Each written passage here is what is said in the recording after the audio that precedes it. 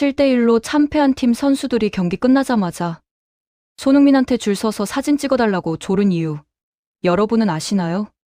아니 진짜 이거 보고 저도 처음엔 헛웃음이 나왔거든요. 경기 끝나고 보통 지면 탈의실로 슬금슬금 들어가잖아요. 근데 이 친구들은 뭐 하냐면요. 손흥민 선수 주변으로 우르르 몰려가서 사진 찍어달라고 줄을 선 거예요. 그것도 그냥 진 게 아니라 7대1로 처참하게 박살이 난 상태에서요. 팬들 반응이 어땠냐고요? 당연히 난리 났죠. 저게 프로야? 자존심도 없냐?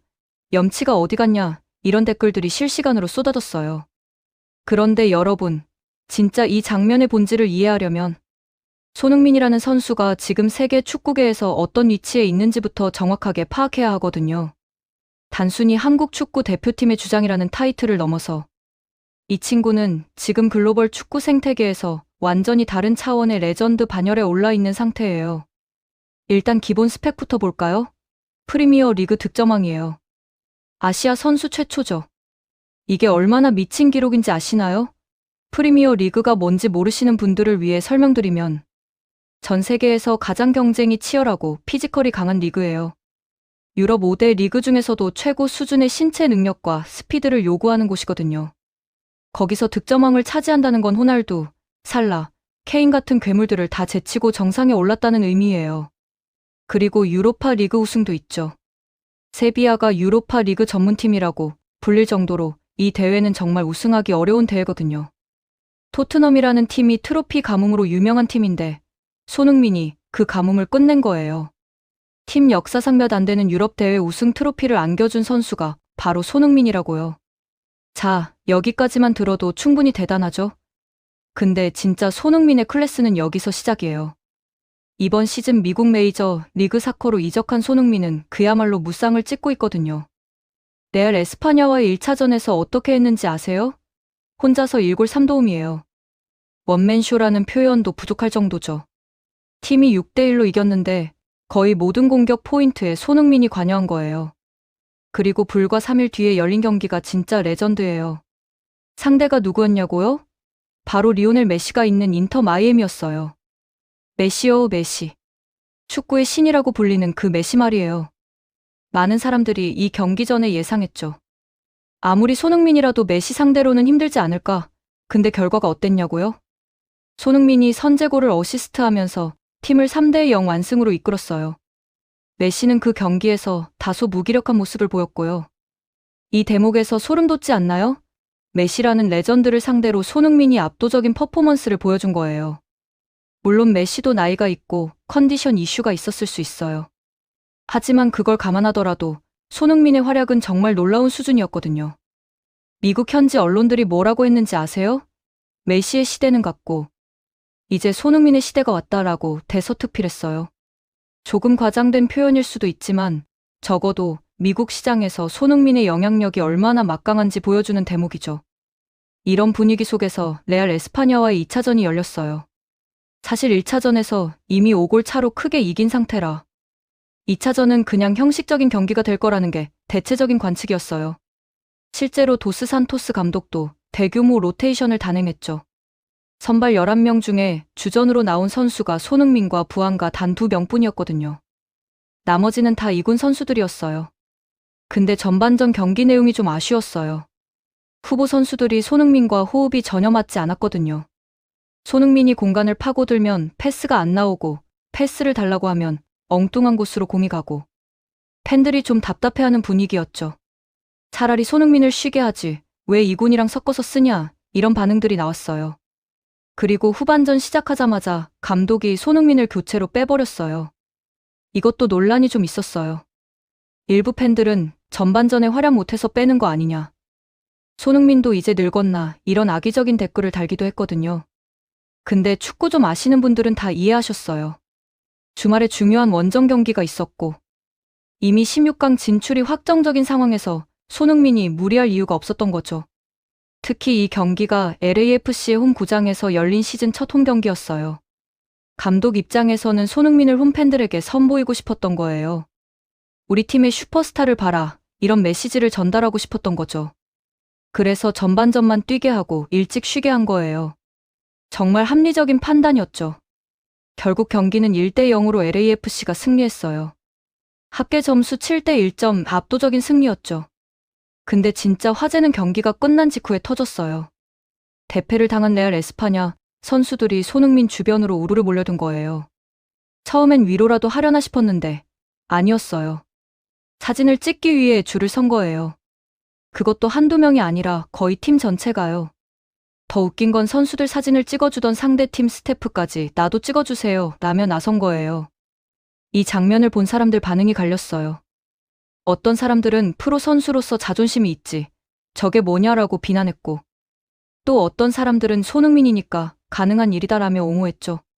자, 여기서 우리가 생각해봐야 할 게 있어요. 레알 에스파냐가 어떤 팀인지 아세요?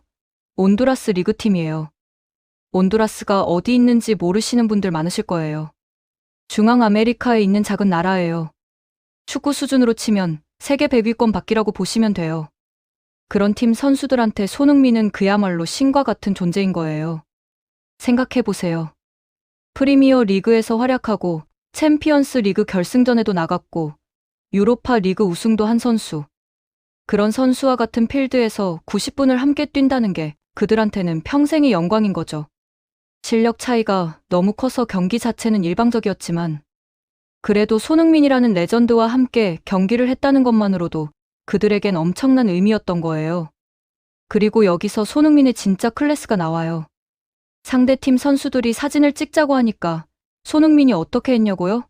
환한 미소로 다 응해줬어요. 한 명 한 명 정성껏 사진을 찍어줬죠. 피곤했을 텐데도 전혀 그런 기색을 안 내고요. 이게 진짜 월드클래스의 자세예요. 사실 이런 일화는 손흥민한테 처음이 아니에요. 과거에 토트넘에서도 비슷한 일이 있었거든요. 한 팬이 직접 증언한 내용인데요. 토트넘 훈련장에서 사인을 받으려고 수많은 팬들이 줄을 섰대요. 보통 선수들은 몇 명 사인해주고 미안하다 하면서 들어가잖아요. 근데 손흥민은 달랐어요. 무려 3시간 동안 서서 모든 팬들한테 일일이 사인을 해줬다고 해요. 3시간이요. 이게 얼마나 대단한 건지 아시나요? 축구 선수들은 훈련하고 나면 진짜 녹초가 돼요. 특히 프리미어 리그는 경기 강도가 워낙 세서 회복이 정말 중요하거든요. 그런데 3시간 동안 서서 사인을 해준다는 건 자기 관리를 희생하면서까지 팬 서비스를 한 거예요. 이런 선수가 세상에 몇이나 될까요? 메시도 대단한 선수지만 팬 서비스로는 호불호가 갈리죠. 로날두는 팬 서비스를 잘하는 걸로 유명하지만 가끔 기분 내키지 않을 때는 쌀쌀맞게 대한다는 이야기도 있어요. 근데 손흥민은 정말 한결같아요. 언제 어디서 만나든 친절하고 따뜻하게 대해준다고 팬들이 입을 모아 말하거든요.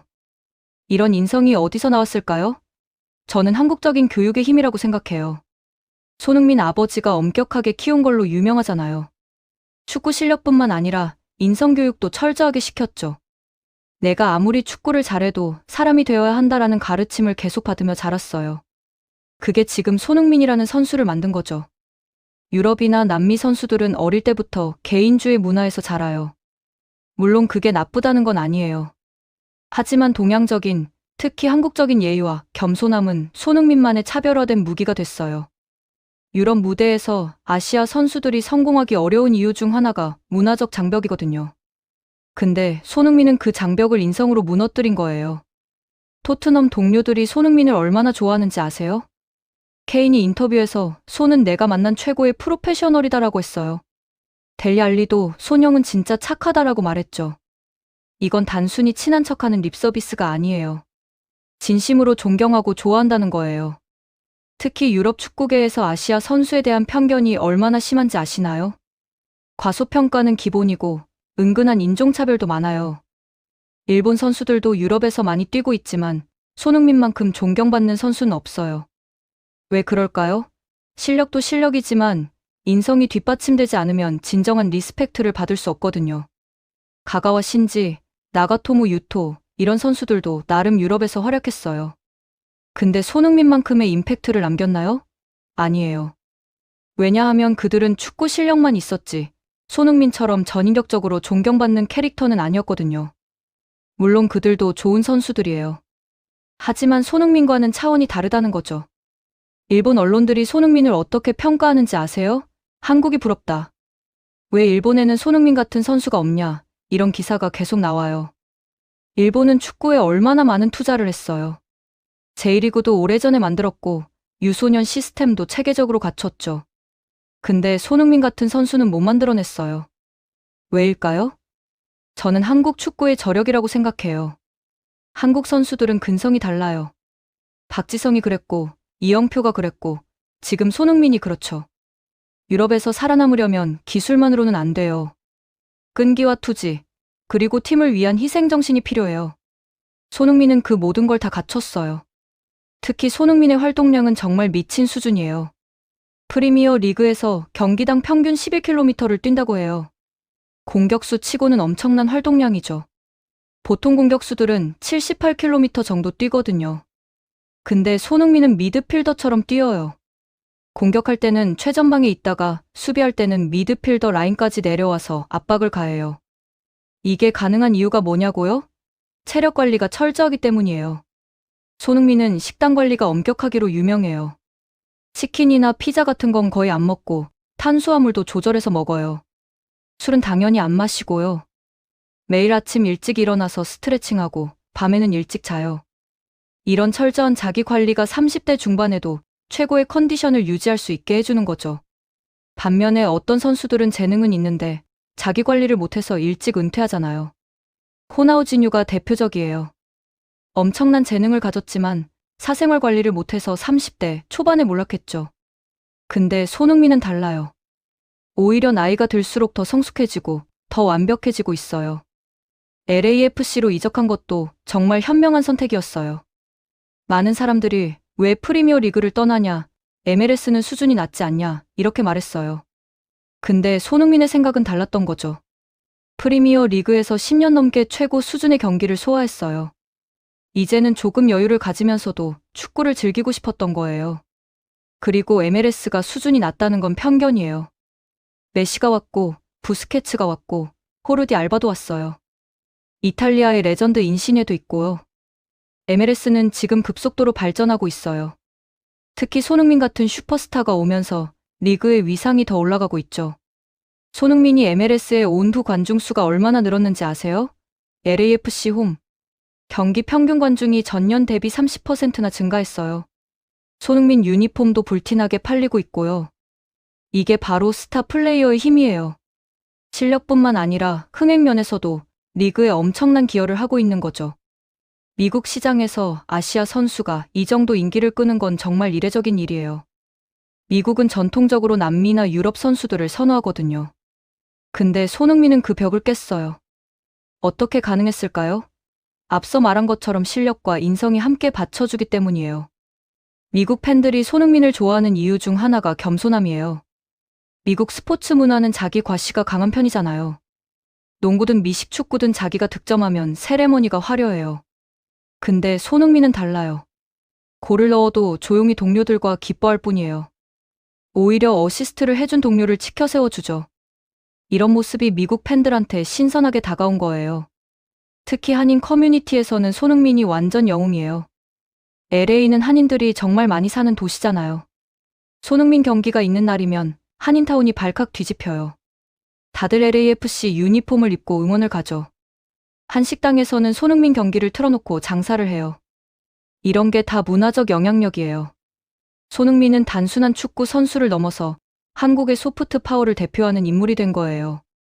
K-팝, K-드라마와 함께 손흥민이 한국의 위상을 높이는데 엄청난 기여를 하고 있는 거죠.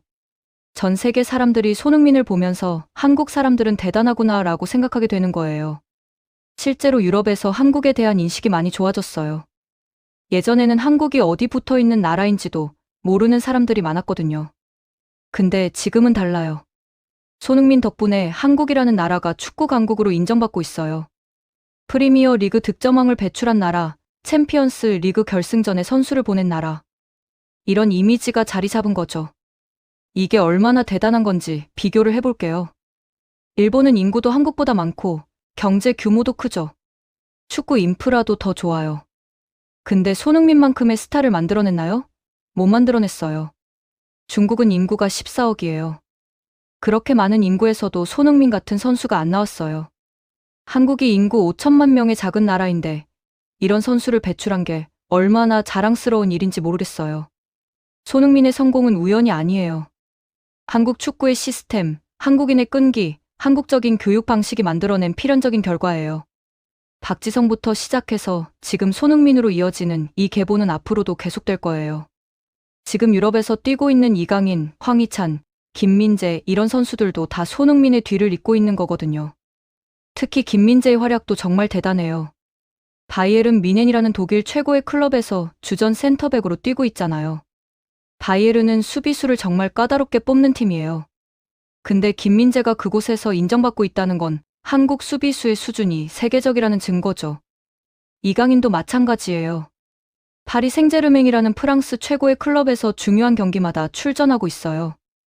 엠바페, 네이마르 같은 선수들과 함께 뛰면서 전혀 밀리지 않는 모습을 보여주고 있죠. 이런 선수들이 계속 나오고 있다는 게 한국 축구의 미래가 밝다는 증거예요. 다시 손흥민 이야기로 돌아와서 레알 에스파냐 선수들이 왜 손흥민한테 그렇게 열광했는지 이제 이해가 되시나요? 그들한테 손흥민은 그냥 상대팀 선수가 아니에요. 텔레비전으로만 보던 슈퍼스타예요. 어린 시절부터 동경하던 영웅이에요. 같은 필드에서 뛸 수 있다는 것만으로도 평생의 추억인 거죠. 그리고 손흥민이 그들의 요청을 거절하지 않고 다 들어줬다는 게 더 감동적이에요.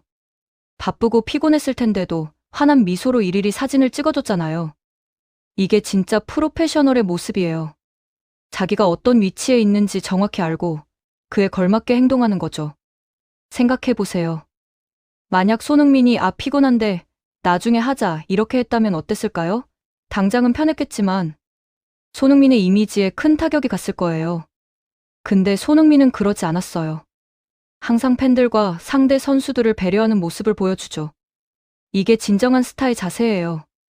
해외 축구 커뮤니티를 보면 손흥민에 대한 찬사가 끊이질 않아요. 가장 겸손한 슈퍼스타, 완벽한 롤모델, 모든 선수가 본받아야 할 프로페셔널. 이런 댓글들이 수천 개씩 달려요. 이게 다 손흥민이 쌓아온 신뢰의 결과예요. 특히 젊은 선수들한테 손흥민은 완벽한 롤모델이에요. 어떻게 훈련해야 하는지, 어떻게 식단을 관리해야 하는지, 어떻게 팬들을 대해야 하는지. 손흥민을 보면 다 배울 수 있거든요. 실제로 많은 유소년 선수들이 손흥민을 목표로 삼고 훈련한다고 해요. 한국 유소년 축구계에서도 손흥민 효과가 대단해요. 축구를 시작하는 아이들이 급격히 늘었거든요. 부모들도 우리 아이도 손흥민처럼 키우고 싶다며 축구 아카데미에 보내요. 이게 다 손흥민이 만들어낸 선순환 구조예요. LAFC에서의 손흥민 활약도 계속 주목해야 해요. 시즌이 아직 초반인데 벌써 이 정도 임팩트를 보여주고 있잖아요. 정규 시즌이 진행되면서 더 많은 기록을 세울 거예요. MLS 득점왕도 충분히 가능하다고 봐요. 그리고 손흥민의 리더십도 빼놓을 수 없어요. LAFC 라커룸에서 손흥민이 어떤 역할을 하는지 아세요? 젊은 선수들을 챙기고 팀 분위기를 이끌어요. 언어가 다른 선수들과도 소통하려고 노력하고요. 영어, 독일어, 한국어를 자유롭게 구사하는 손흥민이니까 가능한 일이죠. 특히 남미 출신 선수들이 많은 LAFC에서 손흥민이 어떻게 리더십을 발휘하는지 보면 정말 놀라워요. 문화가 다르고 축구 스타일도 다른데 손흥민이 중간에서 조율하는 역할을 하거든요. 이게 가능한 이유가 뭐냐고요? 토트넘에서 10년 넘게 다양한 국적의 선수들과 함께 뛰면서 쌓은 경험이 있기 때문이에요. 토트넘은 진짜 다국적 군단이에요. 영국, 프랑스, 아르헨티나, 브라질, 한국 등등 세계 각국의 선수들이 모여 있죠. 손흥민은 그 속에서 10년 넘게 버텼어요. 이게 얼마나 대단한 건지 아시나요? 대부분의 선수들은 34년만 있다가 떠나거든요. 근데 손흥민은 토트넘의 레전드가 됐어요. 토트넘 팬들이 손흥민을 얼마나 사랑하는지 아세요? 손흥민이 LAFC로 떠난다고 했을 때 토트넘 팬들이 공항에까지 나와서 배웅했어요. 울면서 고맙다, 영원히 잊지 않겠다 이런 말을 했죠. 이런 대접을 받는 아시아 선수가 또 있을까요? 없어요. 오직 손흥민뿐이에요. 토트넘 구단 측에서도 손흥민의 영구 결번을 검토하고 있다는 소식이 있어요. 7번이 손흥민의 등번호였는데 이 번호를 영구 결번으로 지정하겠다는 거죠. 이게 얼마나 큰 영예인지 아시나요? 구단 역사상 몇 안 되는 레전드들만 받는 영광이에요. 손흥민이 축구 인생에서 이룬 모든 성취는 우연이 아니에요. 철저한 계획과 노력, 그리고 끊임없는 자기 관리의 결과예요. 재능도 물론 중요하지만 재능만으로는 손흥민처럼 될 수 없어요. 재능에 노력을 더하고 거기에 겸손함과 인성까지 갖춰야 진정한 레전드가 되는 거죠. 지금 이 순간에도 전 세계 어딘가에서 손흥민을 보면서 축구를 시작하는 아이가 있을 거예요. 손흥민을 롤모델로 삼고 열심히 훈련하는 청소년이 있을 거예요. 이게 바로 손흥민이 축구계에 남기는 진짜 유산이에요. 단순히 골과 어시스트 기록을 넘어서 수많은 사람들에게 영감을 주는 존재가 된 거죠. 한국 스포츠 역사를 돌아보면 박세리가 골프계에 미친 영향, 김연아가 피겨 스케이팅계에 미친 영향, 박찬호가 야구계에 미친 영향, 이런 레전드들이 있었어요. 그리고 지금 축구계에는 손흥민이 있는 거예요. 각자의 분야에서 한국의 위상을 세계 최고 수준으로 끌어올린 진짜 영웅들이죠. 특히 손흥민의 활약은 아시아 축구 전체에도 긍정적인 영향을 미치고 있어요. 유럽 클럽들이 아시아 선수들을 보는 시각이 많이 달라졌거든요. 예전에는 아시아 선수는 피지컬이 약하다, 유럽 축구에 적응 못한다, 이런 편견이 강했어요. 근데 손흥민이 그 편견을 완전히 깼죠. 재밌게 보셨다면 구독과 좋아요, 알림 설정 부탁드립니다.